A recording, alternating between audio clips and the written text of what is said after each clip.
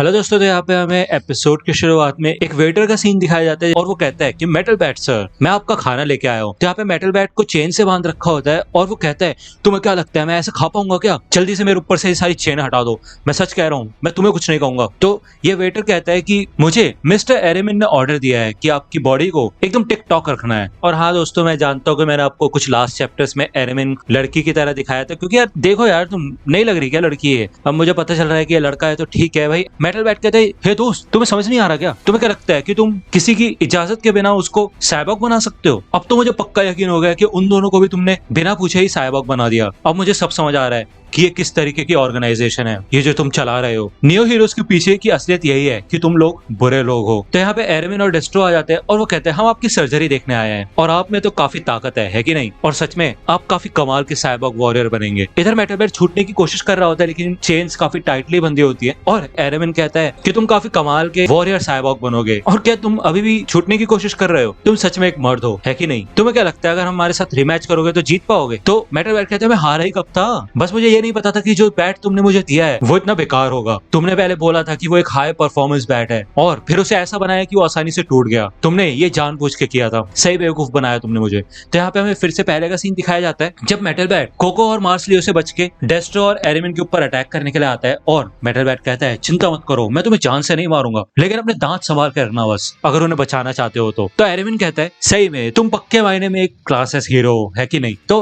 डेस्ट्रो कहता है रुक जाओ, मैं संभालता हूँ इसको। यहाँ पे भाई डेस्ट्रो अपनी टांग ऊपर कर लेता है और जब मेटल बैट उसकी टांग में मारता है तो कहता है क्या मेटल की आवाज आई, इसका मतलब तुम भी एक साइबॉर्ग हो, इस हिसाब से मैं तुम्हारे ऊपर और भी ज्यादा ताकत लगा सकता हूँ, अब ये लो बेटे। यहाँ पे मेटल बैट बहुत खतरनाक तरीके से डेस्ट्रो को मारता है और एरेमिन कहता है डेस्ट्रो अपना डैमेज रेशियो भी चेक करते रहना, अगर तुम इसकी मार ऐसे खाते रहोगे तो जितना तुम्हें लग नहीं रहा उससे ज्यादा नुकसान तुम्हें पहुंचेगा। हम मानते हैं कि एक नॉर्मल इंसान हमारे ऊपर कुछ ही टन का फोर्स लगा सकता है, लेकिन क्लासेस हीरो की यही तो बात होती है कि वो नॉर्मल इंसान से कई ज्यादा आगे होते हैं। तो यहाँ पे डेस्ट्रो अपने हाथ में से एक एनर्जी बॉल बनाता है और अपना स्पार्किंग टॉर्नेडो अटैक करता है। तो डेस्ट्रो कहता है कि पहले तो ये डिफेंड कर रहा था, लेकिन अंत में मैंने इसको बिजली के झटके देके लटा दिया। चाहे कुछ भी हो, हम इस बंदे को हल्के में नहीं ले सकते और अब मैं इसका दिल चीर के बाहर निकालूंगा, देखना। यहाँ पे डेस्ट्रो मेटल बैट की ओर बढ़ता है, लेकिन मेटल बैट उसके सर पे ही अपना बैट मारता है और तभी उसका बैट टूट जाता है और वो देखता है कि उसके बैट में से यहाँ पे धुआं सा निकल रहा होता है। वो कहता है ये है क्या चीज, या फिर मेरे हाथों में ही कुछ गड़बड़ हो गई है। तभी यहाँ पे पीछे से एरेमिन बहुत सारे ट्रैंकुलाइजर के शॉट्स मेटल बैट की पीठ पे मारता है और कहता है अब ये खेल खत्म हो चुका है डेस्ट्रो, तुमने बहुत बड़ी गलती की उस पे से ध्यान हटा के, और अब इसके ऊपर और ट्रैंकुलाइजर्स मत मारना, अभी के लिए हम इसको सोने देते हैं और इसको चेन से बांध देते हैं। तो यहाँ पे हमें फिर से अभी का सीन दिखाया जाता है और मेटल बैट कहता है कि अब मैं उस बारे में सोच रहा हूँ तो मुझे लग रहा है कि वो बैट की गलती नहीं थी, ऐसा है कि लड़ाई तो तब से चल ही रही है, बस लड़ाई के बीच में मैंने छोटी सी नींद ले ली, यही ऐसी। तो एरेमिन कहता है अच्छा तो तुम ये सोचते हो क्या, लेकिन ये सब खत्म हो चुका है। तो मिस्टर बैट चलिए अब चलते हैं, अब समय आ गया कि हम तुम्हें एक कमाल का साइबॉर्ग हीरो बनाए। तो ये लोग यहाँ से चेन से पकड़ के मेटल बैट को लेके जा रहे होते हैं और मेटल बैट मन में कहता है कि यार मुझे ऐसा लग रहा है कि मेरी ताकत काफी ज्यादा कम हो चुकी है। तो डेस्ट्रो कहता है कि ऐसा लगता है कि जो हमने दवाई इसको दी थी वो सच में काम कर रही है। तो एरेमिन कहता है हाँ ऑब्वियसली वो सारी की सारी दवाइयां बड़े बड़े जानवरों को दी जाती है, इस स्थिति में भी ये चल पा रहा है वो भी बहुत बड़ी बात है, पता है तुम्हें? ऐसा लगता है कि यही ट्रिक दोबारा काम नहीं आ पाएगी, तो चलो फिर उसको जल्दी से साइबॉर्ग बना देते हैं। तभी यहाँ पे सामने से ब्लू आ जाता है और कहता है तुम लोग यहाँ पे कर क्या रहे हो? तो एरेमिन कहता है हेलो मिस्टर ब्लू, आप यहाँ पे इस फ्लोर पे क्या कर रहे हो? तो ब्लू कहता है कि मैं एक ड्रैगन लेवल के मॉन्स्टर से लड़ रहा था और वो इतना ज्यादा तेज था कि मेरी आंखों के लेंसेज में कुछ बग्स आ गए हैं, जिस वजह से मैं उसको देख ही नहीं पाया, तो मुझे अपनी लेंसेज की मेंटेनेंस करवानी है, लेकिन तुम दोनों यहाँ कर क्या रहे हो? तो एरेमिन कहते हैं हाँ इसके पीछे एक कारण है, लेकिन हम आपको वो नहीं बता सकते। तो मेटल बैट कहता है ध्यान से ब्लू, ये लोग बहुत बुरे हैं, हद से ज्यादा बुरे। तभी यहाँ पे पीछे से एक आदमी आता है और वो कहता है रुको मैं समझाता हूँ ये चल क्या रहा है। तो मेटल बैट कहते हैं ये कौन है आप? तो एरेमिन कहते हैं हाँ आप उससे नहीं मिले होगे मिस्टर बैट, वो एक अपर क्लास के सिटीजन है और उनकी सेफ्टी के लिए सिर्फ कुछ ही लोग उनसे मिल सकते हैं। ये आदमी नियो हीरोज के फाउंडर और वही लीडर है जो कि मिस्टर ब्लू को हमारी ऑर्गेनाइजेशन में लेके आए हैं, मिस्टर फजी। तो यहाँ पे फजी के असिस्टेंट बताते हैं कि ये उन्हीं जानी मानी सियर शिबाबा के पोते हैं जिनके पास कमाल की ताकतें थी और यही आदमी अब आगे आने वाले नई दुनिया का लीडर बनेगा। यहाँ पे फजी कहता है पहले तो मैं आपसे माफी मांगना चाहता हूँ, मुझे माफ करना, ये हमारी गलती थी। मेटल बैट मैंने किसी को भी परमिशन नहीं दी कि तुम्हारे साथ ऐसा करे या फिर तुम्हें साइबॉर्ग बनाए, और उसके लिए भी कुछ रिक्वायरमेंट्स होती है जिसका पूरा होना जरूरी रहता है। तो पहली कंडीशन ये होती है जब सामने वाला पूरी तरह से मरने की कगार पे हो, सिर्फ तभी उसको साइबॉर्ग बनाया जाता है। दूसरी कंडीशन में जब भी सामने वाले के दिमाग में कुछ ज्यादा खतरनाक ख्याल आ रहे होते हैं जो कि दुनिया को तबाह भी कर सकते हैं, तब उन्हें साइबॉर्ग बनाया जाता है। और तीसरी कंडीशन ये होती है कि अगर कोई हीरो ऐसा है जिसकी हीरो एक्टिविटीज को हमें बढ़ाना है, और वो भी तब जब सामने वाले की मंजूरी हो। अगर इन तीनों में से एक भी कंडीशन है, सिर्फ तभी सामने वाले को हम साइबॉर्ग बनाते हैं। और अगर अभी तुम्हें देखा जाए तो तुम्हारे ऊपर तीनों में से एक भी कंडीशन लागू नहीं होती। ये दोनों अपना ही दिमाग चला रहे थे। तो मेटल बैट कहता है क्या दिमाग चला रहे थे? तो मतलब यहाँ क्या चल रहा है इस ऑर्गेनाइजेशन में कि ऐसे सिक्योरिटी गार्ड ऐसी जो मन में आता है वो करते रहेंगे क्या, बेवकूफ कहीं के? तो ब्लू कहता है कि हमारे ऑर्गेनाइजेशन में कुछ सुपरवाइजर्स हैं जो कि इन गार्ड्स पे नजर रखते हैं। मिस्टर फजी ने इन बाहर के एजेंट्स को खुद ही हायर किया था जिससे कि हमारे ऑर्गेनाइजेशन भी हीरो एसोसिएशन की तरह करप्ट ना बन जाए। लेकिन ऐसा लगता है कि ये कुछ ज्यादा आगे बढ़ चुके हैं, तुम लोगों को सुपरवाइजर होना चाहिए था और तुम खुद ही रूल्स तोड़ रहे हो। तो मिस्टर फजी कहता है इसका मतलब इन्होंने मेरी बात को गलत समझ लिया। इनको वैसे काफी एक्सपीरियंस है, इन्होंने आतंकवादियों के खिलाफ काम किया है और गार्ड बन के भी काम किया है, साथ ही अंडरवर्ल्ड के अंदर भी घुस के काम कर चुके हैं। तो एरविन कहता है हाँ बिल्कुल सही कहा, लेकिन चिंता मत कीजिए, हम आगे से सावधानी बरतेंगे। तो फजी कहता है ठीक है, मैं आपसे बिल्कुल सच कहूंगा मिस्टर मेटल बैट, हमें शुरुआत में ये लग रहा था कि तुम हीरो एसोसिएशन के कोई जासूस वगैरह हो, इसलिए हमने तुम्हें सर्वेलेंस के अंदर रखा था, वो भी कुछ समय के लिए। हमारे इन्वेस्टिगेटर्स तुम्हारा बैकग्राउंड चेक कर रहे हैं। हमें ऐसा सुनने में आया कि हीरो एसोसिएशन के अंदर ये प्लानिंग चल रही है कि वो हमारी नई ऑर्गेनाइजेशन को तबाह करना चाहते हैं। अभी इस समय जब दुनिया के ऊपर इतना बड़ा खतरा है मॉन्स्टर्स का, अगर इस समय पे हीरो ऑर्गेनाइजेशन आपस में ही लड़ने लग जाएंगे तो इंसान तो बचेंगे ही नहीं। तो इसलिए आगे आने वाले समय में हम ये सारी दिक्कतें कम ही करना चाहते हैं। और इन दोनों ने जो भी आपके साथ किया है उसके लिए मैं आपसे दिल से माफी मांगना चाहता हूँ। भले ही आपके ऊपर से पूरी तरह से शक नहीं हटा है, लेकिन फिर भी हम आपको खुला छोड़ सकते हैं। जब तक चीजें शांत नहीं हो जाती आपको इसी फैसिलिटी में रहना पड़ेगा। हम आपसे अच्छे से पेश आएंगे और ये देखेंगे कि आपकी फैमिली के ऊपर कोई भी उंगली ना उठाए। तो एरविन भी माफी मांगता है और कहता है मुझे माफ कर दीजिए। तो मेटल बैट कहता है मुझे समझ नहीं आ रहा कि तुम मेरे ऊपर क्यों शक कर रहे हो, लेकिन जो भी है, अगर तुम इन्वेस्टिगेशन करनी है ना तो कर लो इन्वेस्टिगेशन, मुझे वैसे भी कोई फर्क नहीं पड़ता, दिमाग खोल के रख दो अपना यहाँ पे। वैसे भी मुझे जो करना है वो तो मैं करूंगा ही। यहाँ पे भाई मेटल बैट अपना हाथ खोलता है और सारी की सारी चेनें ऐसी तोड़ देता है। यहाँ पे डेस्ट्रो और एरविन के होश उड़ जाते हैं और मेटल बैट कहता है हाँ चलने से तो मैं पूरी तरह से जाग गया यार, मेरे को लगता है कि लोगों को भी आसपास चलते रहना चाहिए जिससे कि उनकी बॉडी एक्टिव रहे। तो चलो फिर सामने से हट जाओ मेरे। ये सब यहाँ से हट जाते हैं और फजी कहता है कि तुम जा कर रहे हो। तो मेटल बैट कहता है कि मुझ पे शक हो रहा है ना मैं अच्छे बच्चे की तरह बस अपने कमरे में जा रहा हूँ, खुद वो भी कॉपरेशन करना है ना तुम्हारे साथ, इसलिए ठीक है भूलना मत, मेरी तुम्हारे ऊपर नजर है, सिर्फ तुम ही नहीं हो जो कि पनिशमेंट दे सकते हो, तो इसलिए तुम लोगों को भी अपनी औकात में रहना होगा। तो यहाँ पे फजी मैकॉय के पास आ जाता है और कहता है कि मतलब इसको जितनी ज्यादा चोट पहुंचती है इसके अंदर से उतनी ज्यादा ताकत निकलती है। एक ऐसा आदमी जिसको अपनी फैमिली हद से ज्यादा प्यारी है और अपनी बात पे हमेशा टिका रहता है, अगर तुम्हें इसको जीतना है तो इसकी तारीफ या इसको कुछ फायदा देने का कोई मतलब नहीं है, इसकी फैमिली के लिए कुछ करोगे ना तो ज्यादा अच्छा रहेगा, इसको जबरदस्ती तो कंट्रोल कभी नहीं करा जा सकता। तो फजी कहता है मैकॉय जो तुमने ये डाटा एसोसिएशन से निकाला था ये काफी कमाल का है। तो मैकॉय कहता है हाँ। तो फजी कहता है मेरे ख्याल से मैं आगे चल के तुम्हें अपना राइट हैंड मैन बना लूंगा, शुक्रिया हमारे साथ काम करने के लिए। तो मैकॉय यहाँ पे काफी ज्यादा खुश हो जाता है और वो मन में सोचता है कि कितना कमाल का है ये जो सारे क्लास एस के हीरो है ना जिनमें ज्यादा एटीट्यूड भरा हुआ है, ये भी कुत्ते के बच्चों की तरह एक्ट करेंगे। जब एक बार नियो इनके ऊपर कंट्रोल कर लेगा तो मैं यहाँ पे अपनी एक कमाल की पोजीशन बना लूंगा और अपनी जिंदगी के बचे कुछ सुनहरे साल आराम से जीऊंगा। यहाँ पे ब्लू बैठा होता है और वो कहता है कि हीरो एसोसिएशन और नियो हीरोज को मिलने में काफी ज्यादा दिक्कत होगी। अगर नियो हीरोज के अंदर ही बात करें तब भी इतने लोग हैं जिनके ऊपर हम भरोसा नहीं कर सकते। अगर दोनों ही ग्रुप अपनी जान खतरे में डाल के लोगों को बचा रहे हैं और हीरो का काम कर रहे हैं और अगर हम सभी हीरोज हैं तो हमें ये ऑर्गेनाइजेशनल चीजें साइड में रख देनी चाहिए और साथ मिलकर काम करना चाहिए। तो क्या मेरे को किसी टॉप हीरो से बात करनी चाहिए जो कि हीरो एसोसिएशन से बात कर सके? मेरे ख्याल से मेरे डैड के बाद जो सेकंड नंबर पे आती है टॉर्नेडो ऑफ टेरर, उससे बात करनी चाहिए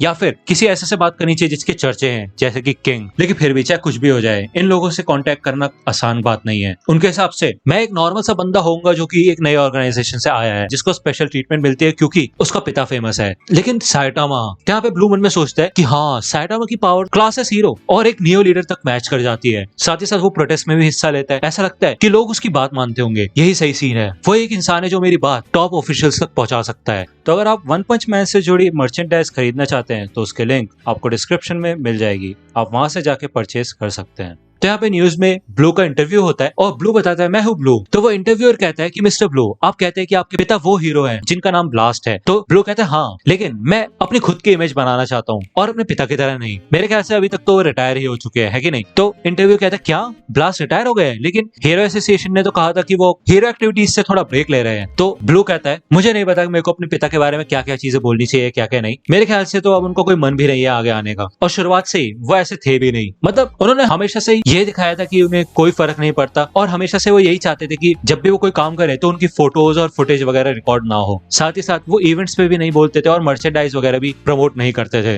वो लोग जो कि मेरे पिता को चेहरे से जानते होंगे वो सिर्फ कुछ ही लोग हैं जो उनसे बहुत पहले मिले थे। मेरे ख्याल से वो लोग जो कि हीरो एसोसिएशन के टॉप ब्रास में हैं। मेरे ख्याल से उन्होंने ये सब पहले ही सोच रखा था जिससे कि उनको ये सब छोड़ने में आगे चल के दिक्कत ना हो। अगर वो अपना चेहरा फिर से दिखाएंगे तो लोग उनके ऊपर सिर्फ चिल्लाएंगे कि तुम लड़ सकते हो तो तुम लड़ते क्यों नहीं हो। मैं खुद ही उनके ऊपर चिल्ला रहा था, लेकिन वही मेरे लिए परफेक्ट एग्जांपल है कि मेरे को आगे चल के क्या नहीं करना है। मैं कहीं नहीं भागूंगा। तो इंटरव्यूअर कहता है अच्छा तो मिस्टर ब्लास्ट ने जो वो ब्रेक लिया है इसका मतलब वो किसी टॉप सीक्रेट मिशन पे नहीं गए हैं या फिर वो बीमार भी नहीं है या फिर कुछ और। तो ब्लू कहता है हाँ, मेरे ख्याल से ये सारे क्वेश्चन आप हीरो एसोसिएशन को भेज सकते हैं, वही आपके इन क्वेश्चंस का आंसर देंगे और मुझे नहीं लगता कि वो भी आपको सीधा आंसर देंगे। और अब आगे बढ़ते हैं। आप चाहे तो मुझसे न्यू हीरो से रिलेटेड कोई भी क्वेश्चन पूछ सकते हैं। देखा हम काफी कमाल का काम कर रहे हैं और इस बैटल सूट को देखिए। साथ ही साथ हम एक लाइसेंसिंग सिस्टम पे भी काम कर रहे हैं जिससे कि आम लोग भी इस सूट को खरीद सकेंगे लाइसेंस लेके और आगे चल के एक ऐसा दौर आएगा कि हर इंसान हीरो बन सकता है। तो अब मॉन्स्टर से डरने की कोई जरूरत नहीं है, हम सब मिलके जीतेंगे। यहाँ पे हमें क्लास बी हीरो हीट एज का सीन दिखाया जाता है और वो कहता है कि इन मॉन्स्टर्स ने हमको चारों तरफ से घेर लिया है। यहाँ पे दूसरी ओर क्लास बी हीरोज पॉइजन पंच और लोकस्ट मैन होते हैं और वो कहते हैं थोड़ी देर और इंतजार करो, थोड़ी देर में न्यू हीरोज इधर आ जाएंगे। तो पॉइजन पंच कहता है कि यार ये तो बहुत बुरा है ना, हमें दूसरे हीरोज पे डिपेंड करना पड़ रहा है। तभी यहाँ पे न्यू हीरोज आ जाते हैं और वो आके इन सभी मॉन्स्टर्स को मार देते हैं। लोकस्ट मैन कहते हैं क्या बात है, हमें बचा लिया गया। लेकिन वो जो मॉन्स्टर बिल्डिंग के ऊपर खड़ा है उसको बैटल सूट से नहीं हराया जा सकता, उसके लिए तो एक क्लास एस हीरो की जरूरत पड़ेगी। तो यहाँ पे हमें दिखाया जाता है कि एक ड्रैगन लेवल का मॉन्स्टर मैस्टिक किंग खड़ा होता है। तभी यहाँ पे ब्लू आता है अपने जेट पैक पे और वो इस मॉन्स्टर की ऐसी तैसी कर देता है। ब्लू नीचे आ जाता है और कहता है क्या तुम लोग ठीक हो, तुमने काफी कमाल का काम किया है, चलो हमारे ऊपर छोड़ दो, हम ये सब संभाल लेंगे। नहीं रुको, तुम्हारी तलवार टूट गई है कि नहीं। तो ब्लू यहाँ पे अपनी एक स्वॉर्ड हीटेज को दे देता है और वो कहता है देखो शायद तुम्हें पसंद आएगी, मेरे पास बहुत सारी है। तो हीटेज कहता है कि यार तुम्हारे पास तो सच में कमाल के हथियार है और सच में न्यू लीडर्स भी काफी कमाल के होते हैं। मैं तो इतने समय से कोशिश कर रहा हूँ कि क्लास ए में पहुंच जाऊं, लेकिन ऐसा लगता है कि मेरे को भी न्यू हीरोज में ट्रांसफर हो जाना चाहिए। तो ब्लू कहता है कि नहीं ऐसी बात नहीं है, तुम्हारे साइड में भी कई ऐसे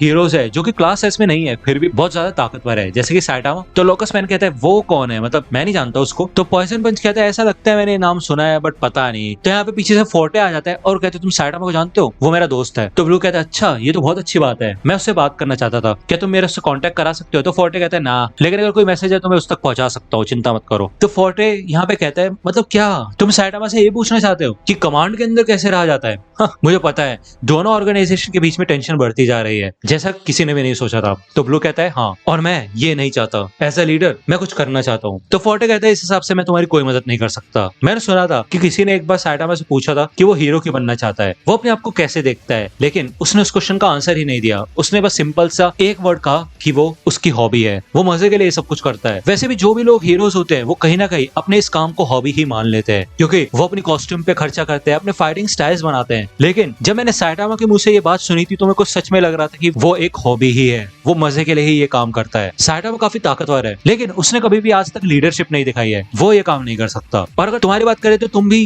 टॉप पे रहने के लायक नहीं हो, तुम बहुत जवान हो, सीरियस हो और बहुत ढीठ हो। तुम अपनी पूरी कोशिश कर रहे हो कि सारे के सारे लोग तुम्हारे साथ जुड़ जाए, है कि नहीं।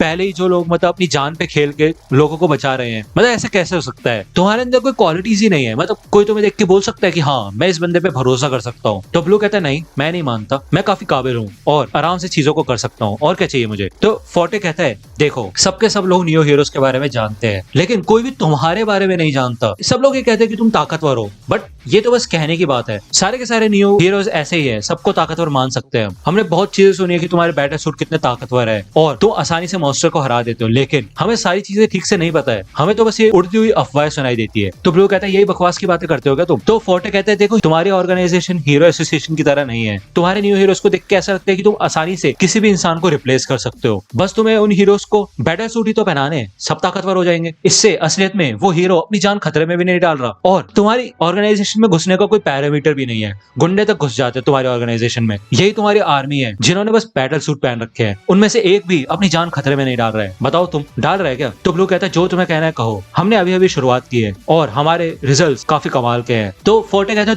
तुम्हारी बात कर लो, तुम भी तो बैटल सूट के ऊपर ही चल रहे हो ना, तुम्हें भी रिप्लेस किया जा सकता है, तुम्हारी जगह किसी और को बैटल सूट बना देंगे, वो भी ताकतवर हो जाएगा और तुम ब्लास्ट के बेटे हो, है कि नहीं। अगर तुम्हें इतनी ही चिंता हो रही है तो अपने पिता से जाके पूछो ना, उनसे लो एडवाइस। तो ब्लू कहता है इसका उनसे कोई लेना देना नहीं है। तो फोर्टे कहता है ठीक है मैं साइटामा को बता दूंगा कि एक बच्चा तुमसे काउंसलिंग चाहता है। यहाँ पे दूसरी बार हमें रियोमॉन का सीन दिखाया जाता है और वो यहाँ पे एक इंटरव्यू दे रहा होता है। वो कहता है कि अगर लड़ते वक्त हीरो की जान खतरे में आएगी तो ऑब्वियसली फिर कोई भी हीरो बनना ही नहीं चाहेगा, और जो भी बनना चाहेंगे उन्हें बेवकूफी कहा जाएगा, है कि नहीं। फिर चाहे तुम कितने भी बकवास कर लो कि तुम इंसानियत के लिए लड़ रहे हो, इंसाफ के लिए लड़ रहे हो, लेकिन अगर तुम मर जाओगे तो तुम किसी को बचा भी नहीं सकते। जो भी लोग ये सोचते हैं कि इन बैटल सूट को इस्तेमाल करना गलत है और इससे तुम्हारी ताकत बढ़ जाती है, वो लोग ये सोचते हैं कि अगर अपनी ताकत से लड़ा जाए उसी को असली हीरोगिरी कहा जाता है, तो भाई ये बेकार है। ये लोग वही है जिनका ईगो हर्ट हो चुका है। और हाँ, जब तुम ये आर्टिकल लिखोगे ना तो ये सारी चीजें जो मैंने बहुत रूडली कही है इनको जेंटलमैन की तरह दिखाना, ठीक है ना। और अब क्योंकि हीरो एसोसिएशन ने अपने असली रंग दिखा दिए तो उनके साथ कोऑपरेट करने का कोई मतलब भी नहीं बनता। वो बस अपने आप को थकाते रहेंगे और कुछ समय बाद इस लड़ाई से खुद ही हट जाएंगे। मैं तो ये सोच रहा हूँ कि वो लोग जो कि न्यू हीरोज में नहीं आए वो सोच कर रहे हैं, जब तक जिंदा हो तब तक आ जाओ भाई, इधर क्या कर रहे हो तुम ये लोग। लेकिन शायद ये लोग तब तक नहीं मानेंगे जब तक कोई बड़ा हीरो मर नहीं जाता। तब यहाँ पे हमें दिखाया जाता है कि स्टिंगर भी पड़ा हुआ होता है और न्यू हीरोज भी हार चुके होते हैं और सामने काफी खतरनाक मॉन्स्टर होता है। ये सभी लोग यहाँ पे चिल्लाते हैं कि ये बहुत ताकतवर है, इसने ए क्लास के हीरो और न्यू हीरोज को भी हरा दिया है। जब तक कोई क्लास हीरो या फिर न्यू लीडर इधर नहीं आता तब तक हम बहुत खतरे में हैं, कोई तो हमें बचा लो वरना ये सारे के सारे बच्चे मारे जाएंगे। तब यहाँ पे मूवमेंट राइडर आता है और वो कहता है कि बाइसाइकिलिस्ट फॉर जस्टिस, मूवमेंट राइडर आ चुका है। तो यहाँ पे एक टीचर होती है, वो कहती है एक और हीरो इधर आ चुका है। तो यहाँ पे मूवमेंट राइडर कहते हैं कि पीछे हट जाओ, मैं इसको संभाल लूंगा। तो यहाँ पे मूवमेंट राइडर उस मॉन्स्टर के ऊपर अटैक करता है कि वो मॉन्स्टर मूवमेंट राइडर को एक ही पंच में भाई गाड़ देता है। और यहाँ पे हमें रियोमॉन के शब्द सुनाई देते हैं, वो कहता है कि हम तुम सबकी इज्जत करते हैं, तुम्हारी बहादुरी देख के हमें बहुत मोटिवेशन मिली है। तुमने हमें ये दिखाया है कि हमें कोई सुपरमैन बनने की जरूरत नहीं है लोगों की जान बचाने के लिए, हम नॉर्मल लोग भी हीरो बन सकते हैं। यहाँ दूसरी ओर हमें मूवमेंट राइडर का सीन दिखाया जाता है और वो फिर से खड़ा होने लग जाता है। रियोमन बताता है कि जो भी मॉन्स्टर अब सामने आ रहे हैं वो दिन पे दिन बढ़ते जा रहे हैं और उनकी ताकत भी खतरनाक है। एक ऐसा समय आ चुका है जब कमजोर लोग मरना शुरू हो जाएंगे और ये बहुत बुरी बात है। तुम ज्यादा समय तक जी नहीं पाओगे, भले ही तुम्हारे सामने कितना भी ताकतवर मॉन्स्टर खड़ा हो, तुम फिर भी भागने के बारे में कभी नहीं सोचते। और इससे ऐसा हो सकता है कि तुम्हें इतनी ज्यादा चोट लग जाए या फिर हो सकता है कि तुम्हारी जान भी चली जाए। कितना बुरा है ये, है कि नहीं। और ऐसा कुछ हो उससे पहले ही तुम्हें रिटायर हो जाना चाहिए, तुम पहले ही बहुत लड़ चुके हो। यही एडवाइस है हमारी तुम्हारे लिए, तुम्हें आगे बढ़ने की जरूरत नहीं है, चिंता मत करो। तो यहाँ पे हमें पहले का सीन दिखाया जाता है जब न्यू हीरोज ने मूवमेंट राइडर को एक कस्टमाइज्ड बैटल सूट दिया होता है और वो कहता है प्लीज इसका इस्तेमाल करना। तो यहाँ पे मूवमेंट राइडर खड़ा होता है, उसका बैटल सूट होता है और वो अपने जस्टिस अपरकट अटैक से उस मॉन्स्टर को एक बार में ही हरा देता है। इधर न्यूज में बताया जाता है कि मूवमेंट राइडर ने हाल ही में बैटल सूट का इस्तेमाल किया और एक डीमन लेवल के मॉन्स्टर को हरा दिया। इस न्यूज से हीरोज की दुनिया में काफी अफरा तफरी मच चुकी है। तो यहाँ बाकी हीरोज कहते हैं क्या उसका पीछा करे, जरूर करेंगे यार, हम भी न्यू हीरोज में जा रहे हैं। मूवमेंट राइडर जा चुका है। तो यहाँ पे फोर्टे, चेन एंड फ्रॉग और बटरफ्लाई डीएक्स बैठे होते हैं।